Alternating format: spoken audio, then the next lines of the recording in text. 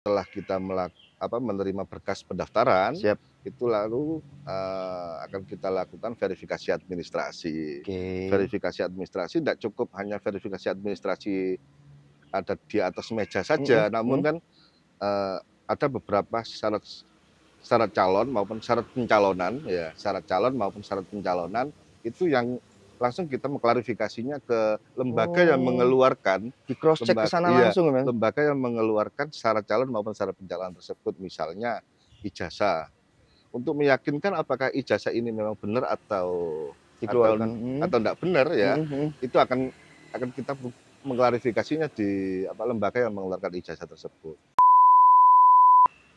Untuk mencalonkan perseorangan, ini harus punya dukungan sebesar 63.445 orang, yang Mhm. dibuktikan dengan fotokopi KTP yang mengisi formulir-formulir form dukungan Mhm itu. mhm Iya mhm. betul. Berarti akan terbuka untuk siapapun lah yang Akan bisa terbuka untuk memenuhi syarat-syarat itu siapapun, ya, Mas? ya.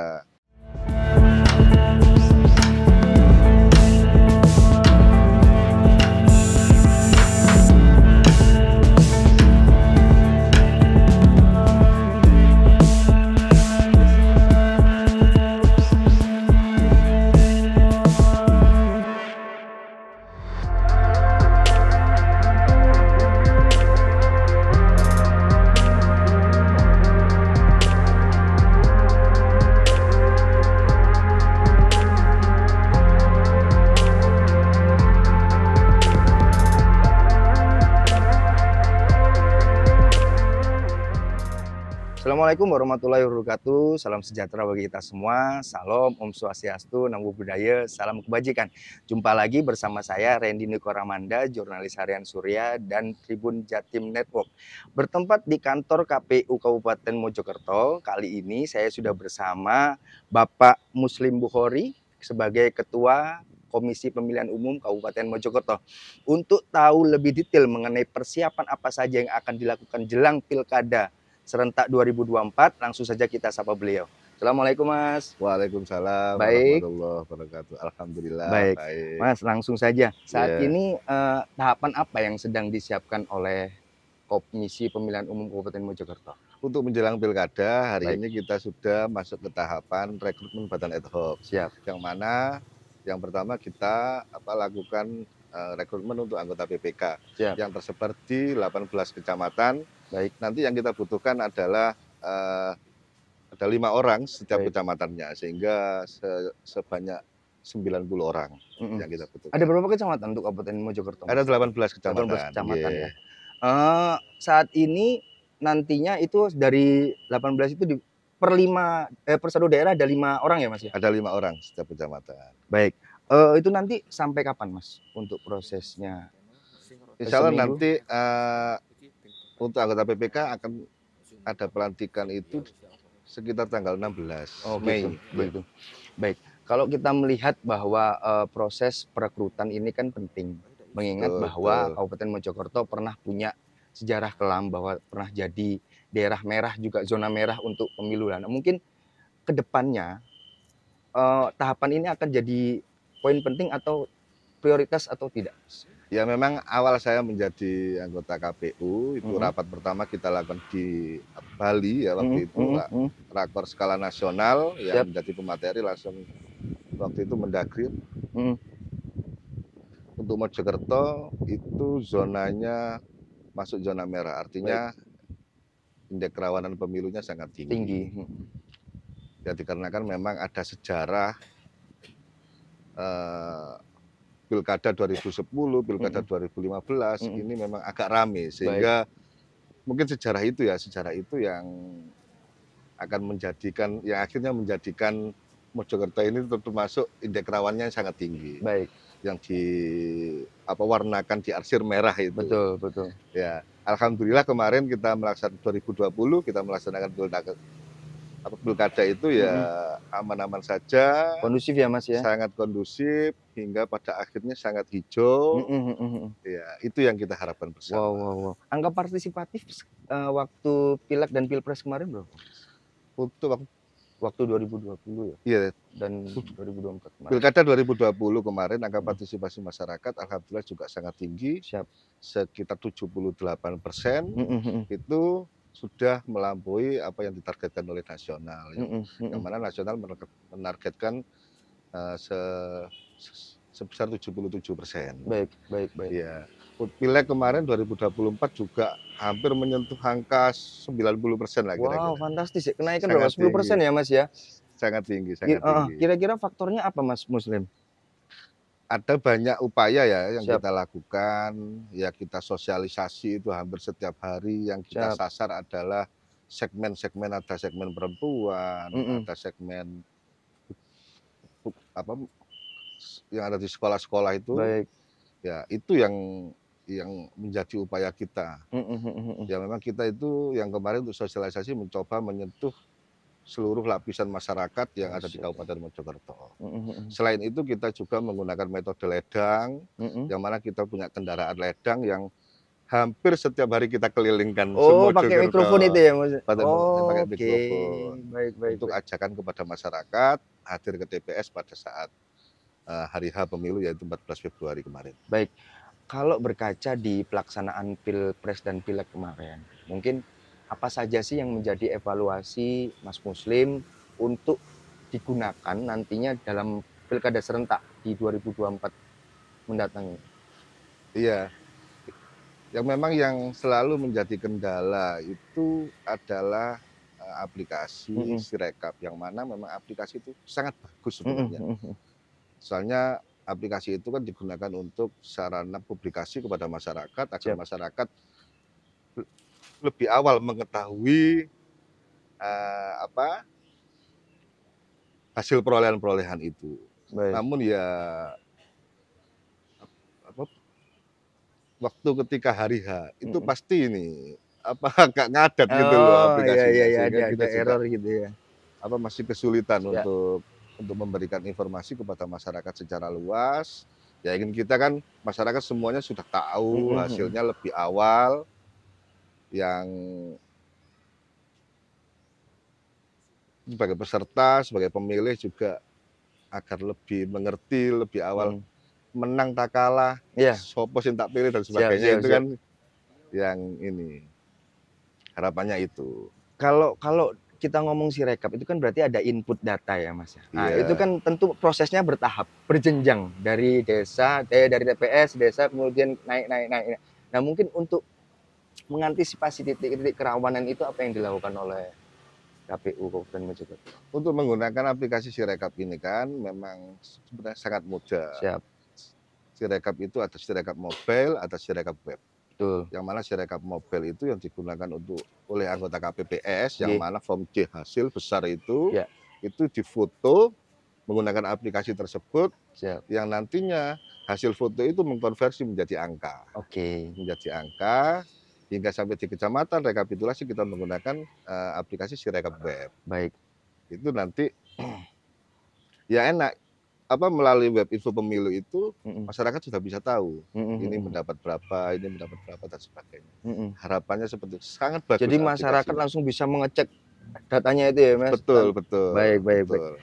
Eee, kalau kita berkaca di selama gelaran pilkada, pesta demokrasi ini kan selalu ada, riuh-riuh kecil, dinamikanya kan selalu, baik itu kelengkapan persyaratan saat pendaftaran, kelengkapan Iya persyaratan calon, iya. ijazah palsu kek, mungkin yang sedang langkah antisipatif yang sedang dilakukan oleh KPU apa?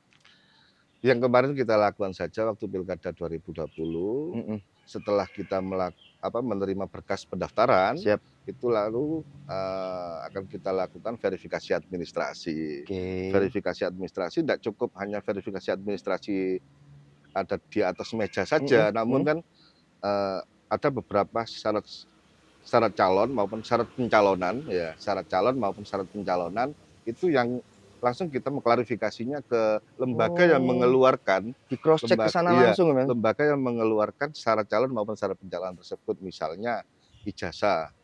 Untuk meyakinkan apakah ijazah ini memang benar atau Dikeluarkan, enggak benar ya, mhm mhm. itu akan kita mengklarifikasinya di lembaga yang mengeluarkan ijazah tersebut.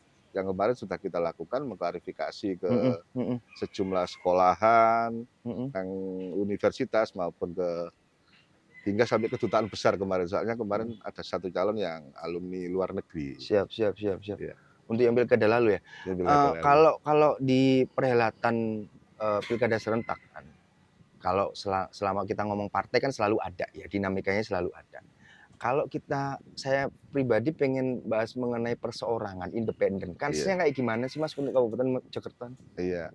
Untuk independen itu kan orang bisa mencalonkan di jalur perseorangan. Siap. Mhm Istilahnya mencalonkan di jalur perseorangan itu untuk Mojokerto sendiri syaratnya apabila jumlah penduduk yang terdaftar di apa namanya, daftar pemilih iya, ya, 500.000 hingga 1 juta, mhm, ini ada di Mojokerto lima ratus iya, ribu hingga 1 juta ini soalnya kita masih di angka 845 40 ya DPT ya itu ya? di Mhm DPT. mhm. Itu syaratnya akan dibagi sebanyak 7,5%. Dari DPT, seluruh total DPT ya? Iya, Baik, dari DPT. Sehingga syarat, untuk mencalonkan perseorangan ini harus punya dukungan sebesar 63.445 orang, yang mhm, dibuktikan dengan fotokopi KTP yang mengisi formulir-formulir form dukungan mhm itu. mhm Iya mhm. betul,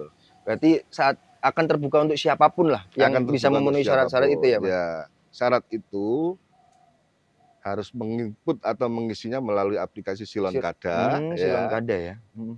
Selain itu waktu menyerahkan berkas dukungan ya diserahkan hard copy-nya, hasil inputan di Silonkadanya juga ya diserahkan, akan kita hitung semuanya. Apakah sudah mencapai hitungan syarat minimal itu Memenuhi tadi. ya? Ya, Mhm apabila sudah memenuhi maka akan kita lakukan verifikasi mhm. administrasi, yang mana hasil kesimpulannya nanti adalah sah atau tidak sah, syarat Mhm minimal mhm. dukungan ini Iya. tadi. Apabila sudah mencapai hasil hasil verifikasi administrasi ini sudah mencapai syarat minimal dukungan, maka akan kita lakukan, verifikasi faktual, Mhm yang mhm. mana dengan metode sensus. Oke. Metode sensus itu ya kita datangi Door to semuanya. door ya? Iya, Wah, capek banget itu. ya Luar biasa. akan dibantu dengan anggota ad hoc kami yang ada Siap. di tingkat desa, tingkat kecamatan, dan hingga tingkat kabupaten nanti. Mhm mhm. Baik, kalau berkaca, dalam pelaksanaan tingginya partisipasi pemilih ya, ada kenaikan 10, kita kembali ke anu tadi, partisipasi pemilih, ada kenaikan 10%. Mungkin target untuk pilkada serentak ke depan berapa sih, Mas?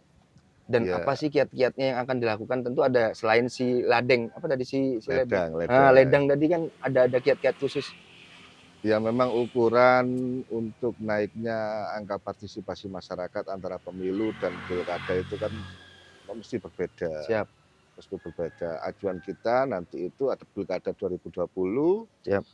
naik ke pilkada 2024, akankah ini naik atau tetap di situ atau malah menurun. Mhm mhm. Itu antisipasi-antisipasi itu sudah kita siapkan program-programnya, yaitu melalui juga sosialisasi yang mana ya hampir sama sebenarnya Mhm upaya-upaya itu, mhm namun akan kita perluas lagi. mhm. Yang mana sosialisasi itu ada 10 basis segmen yang akan kita sasar, Mhm segmen pemuda, segmen segmen wanita, mhm dan mhm sebagainya. Ada banyak segmen yang mhm nanti akan kita sasar. mhm Untuk sosialisasi ledang juga akan tetap kita laksanakan sesuai dengan yang biasa kita lakukan itu ya. mhm mhm. Selain itu kita juga melalui pendidikan politik kepada siswa-siswa khususnya SMK, Mhm. yang mana rata-rata SMK, SMA atau sederajatnya ada di kelas 11 itu sudah memiliki hak pilih. Itu Oke. juga nanti akan kita sasar melalui ke sekolah-sekolah. Apakah nantinya, ya mungkin ini saran ya atau masukan, apakah nantinya akan menyentuh, organisasi remaja-remaja yang di tingkat desa, misal Karang Taruna kayak atau lembaga masjid atau kayak kita untuk sosialisasi itu melibatkan mereka atau kayak gimana, Mas? Untuk yang Karang Taruna kemarin Mhm. memang belum kita libatkan secara keseluruhan karena kemarin itu ya masa Covid ya Iya pilkada iya kemarin iya, kita kita nggak juga sangat terbatas Siap. dengan ruang gerak kita, Mhm, sehingga nanti harapannya itu bisa tersentuh semuanya. mhm, mhm. Organisasi-organisasi hingga level desa kan, sosialisasi itu nggak hanya dilakukan oleh KPU yang ada di kabupaten. Baik. Ad hoc kita juga bisa melakukan sosialisasi yang ada di tingkat kecamatan hingga tingkat desa Mhm, mhm. untuk mengajak masyarakat agar hadir ke TPS waktu hari pemungutan suaranya nanti. Baik. Kalau dalam pelaksanaan pesta demokrasi, kita tidak menutup mata bahwa selalu ada dugaan-dugaan praktik money politik.